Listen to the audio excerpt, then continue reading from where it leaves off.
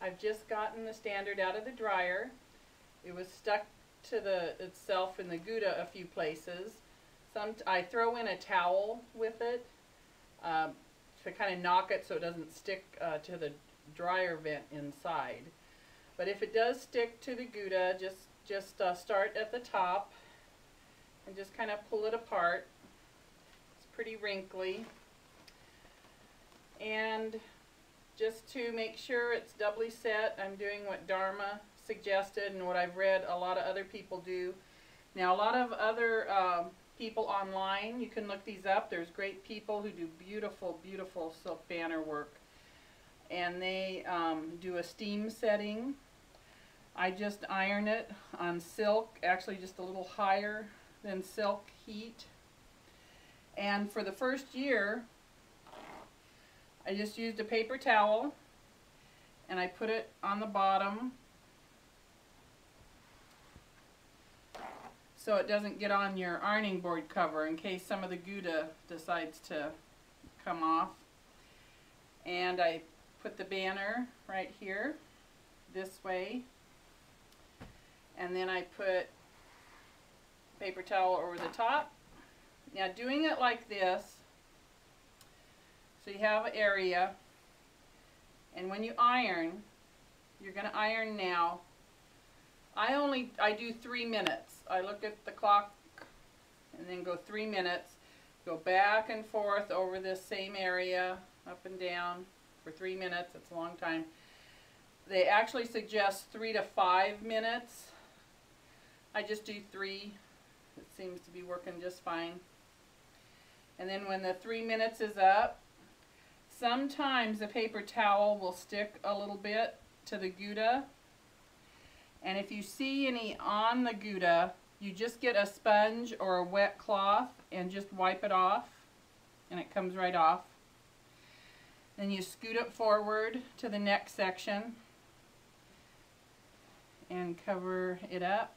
Now, the other thing that I've done recently is I do have a piece of cotton material, the size of the ironing board here, and I put on the bottom and the top too, and it doesn't stick like the paper towel does sometimes.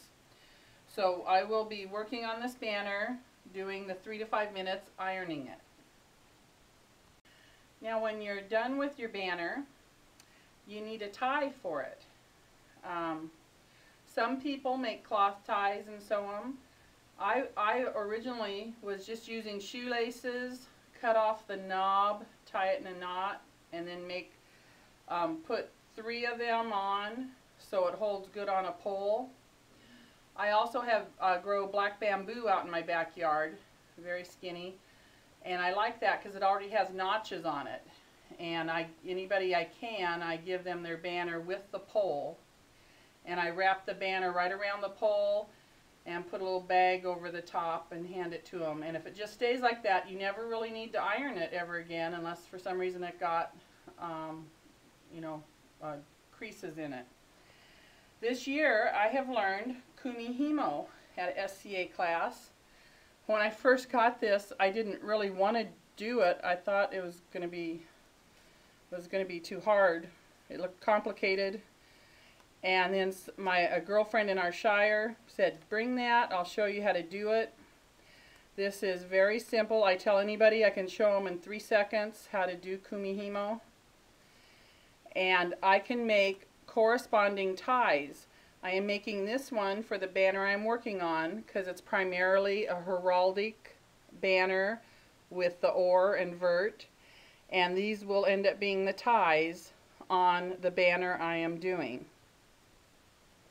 Also, I wanted to say when I started this up, the initial cost was about $75 to get the 7 tinctures, the heraldic colors, to get the Gouda, and I got there's a break price on the standards. It's either like 10 or 12 of them. You get a little cheaper price, and I did get like 10 or 12, whatever that break price was.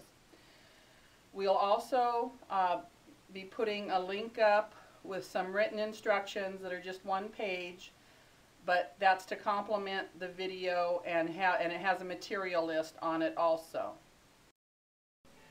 I finished sewing on the ties. I sewed them on the back side of the standard, and that's the Kumihimo. And again, you can use shoelaces or make your own ties. Somebody might cringe at the thought of shoelaces, but it worked a long time for me till I learned the Kumihimo. And fortunately for me, I grow my own bamboo. And we just, I like the bamboo because it has little natural notches in it. Because when you get a pole, you have to figure something out to keep it from sliding up and down. So I just tie the standard to the pole. And for storing, like many of my banners, I have never ever had to re-iron. I either hang them on my wall like you saw in my chapel in the first part, or you just wrap it around the pole,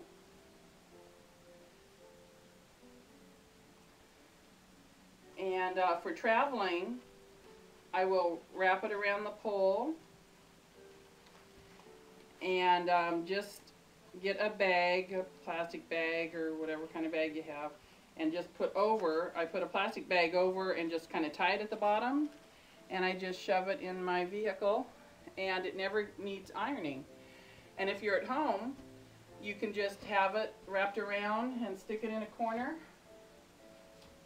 and there it hangs till you need it. So we have completed a standard that will be flying, and let people know that heraldry is there. This is the finished result now of the standard. And they can hang it on a wall inside or display it from a pole. Thank you for watching these 5 parts, and we will be posting a link to a material and some simple instruction page. And happy standard making!